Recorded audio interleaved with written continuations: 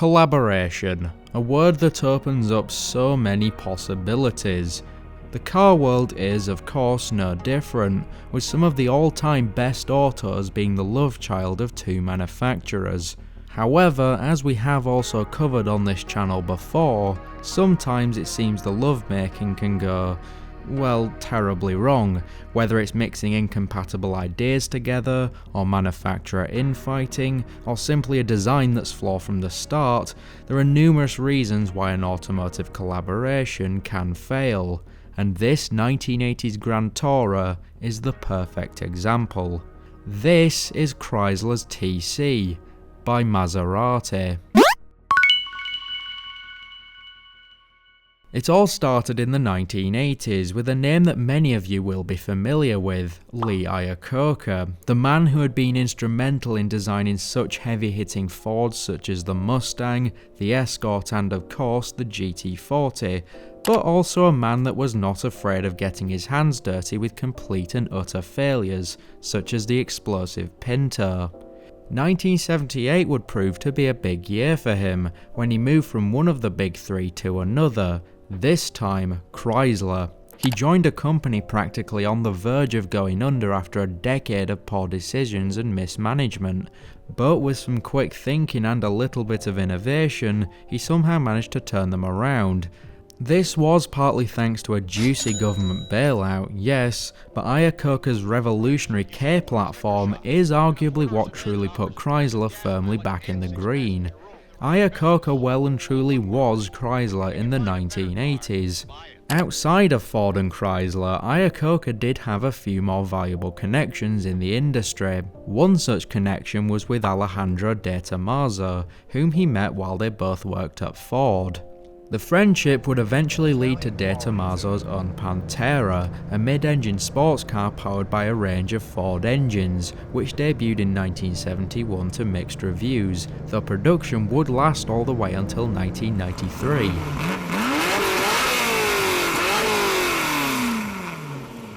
Coincidentally, like Iacocca, De Tomaso would also find himself at the helm of a failing car company in the 1970s, when he became the president and CEO of the failing Maserati brand in 1975.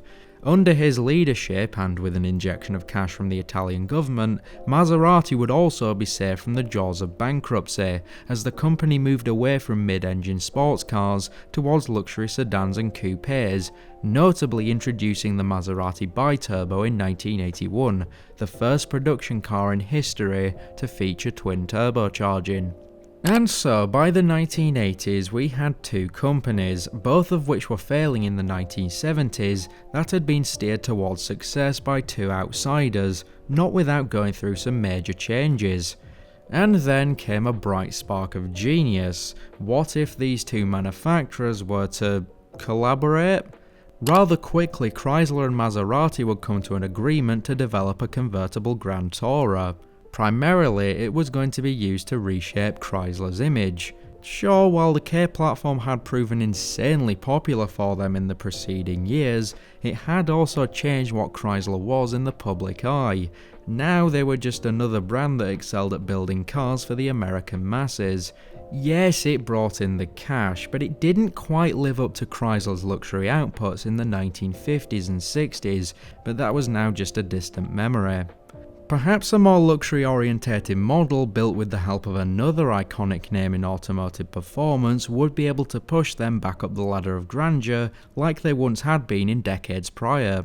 And so, in 1984, the project was greenlit.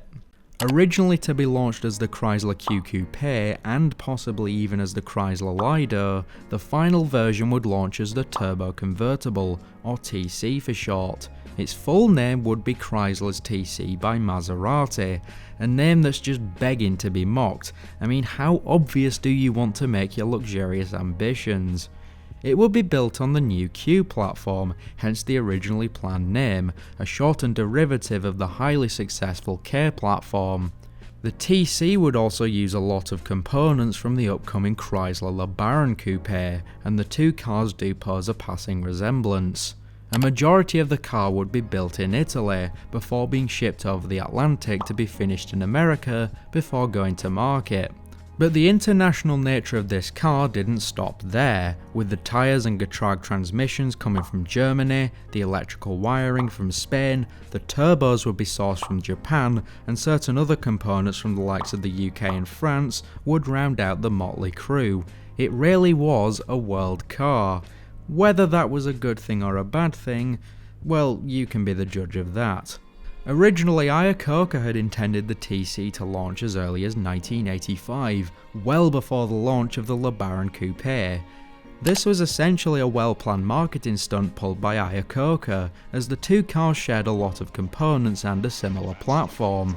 In this way, the more achievable LeBaron Coupe would be seen as inheriting a lot of stuff from the higher-end TC which had launched earlier, thereby strengthening its reputation. Chrysler, best built, best backed. However, the 1985 launch of the TC was later pushed back to a much more achievable 1987 launch. Unfortunately, the very disjointed production line, Maserati being forced to scour the Chrysler parts bin to put the TC together, and the fairly common bickering and disagreements meant that this 1987 window soon came and went. With the LeBaron's 1987 launch date being met successfully, this primarily meant that Iacocca's marketing strategy between the two cars was flipped on its head, with the more luxurious TC seen as taking a lot of parts from the much more common and cheaper LeBaron, thereby cheapening the TC's reputation even before it had launched. Delay after delay meant that the TC didn't see showroom floors until 1989, 5 whole years after the project began. At launch, the TC would feature a 2.2 litre turbocharged 4-cylinder engine making around 160 horsepower.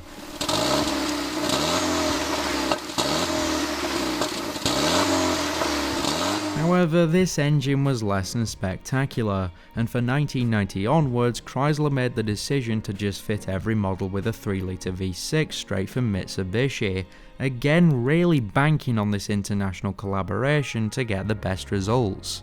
Options wise, it was pretty good for the time, with things like a 10-speaker sound system, full air conditioning, a CD player, power adjusted leather seats and a window defroster.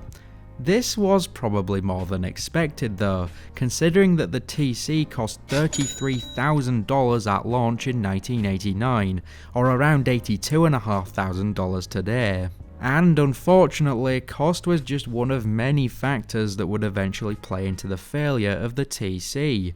Initially, Chrysler set a forecast of 5,000 to 10,000 models sold per year. However, by 1982, once the incredibly short 3-year production run had concluded, a mere 7,300 models had been sold. Simply put, the TC had too many factors playing against it. Firstly, it was the competition. Sure, it was a turbocharged Grand Tourer, which is very cool, but the fact that American buyers could buy similar if not superior European equivalents for not much more cash meant the TC was being outplayed from the start. Domestically, General Motors was, at the time, offering the similarly positioned Buick Reatta and the Cadillac Alante, eating into potential TC sales. Even Chrysler's own LeBaron GTC, touting similar performance and options, wasn't helping the TC's success, especially with it being $13,000 cheaper when the TC launched.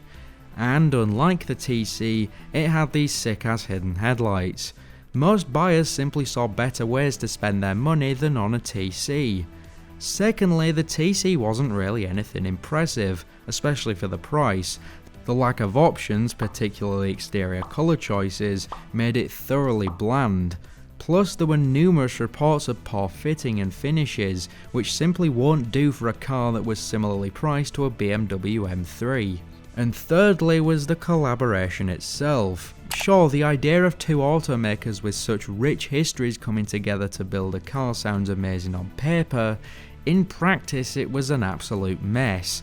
The constant infighting and resulting delays meant that by the time the TC debuted in 1989, not only was it horrifically over budget, but equally as outdated.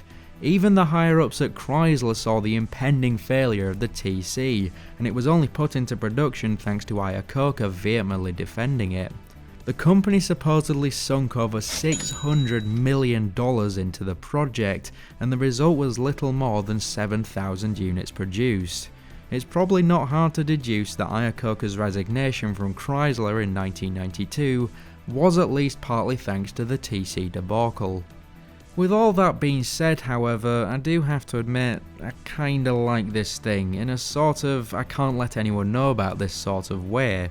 Sure, there's no getting around the fact that it is an unimpressive car from grille to exhaust pipe, but I think the fact that the car's main proponent defended it so much, even with so many setbacks and opposition, does kind of make it an underdog, at least to me. And it's just unique, both in its design and the fact it even made it to the production line at all. Would I ever own one? No. Do I like the idea of it? Yeah, why not? There was an attempt to bring something different to the market, despite that attempt going up in flames. Still, it is a pretty smart looking car, even with the opera windows. I mean, if it has the word Maserati printed on it somewhere, likelihood is, if everything else about it ends up failing, it's gonna look good while doing it. Thank you so much for watching, with a very special thanks to Ben Wright, Brum Brum Bryn and Jonas, who are very generously donating at the highest tier on my Patreon. Just £1 a month is an amazing help, and I also have socials, links to them are in the description below. Again, thank you for watching, and take care.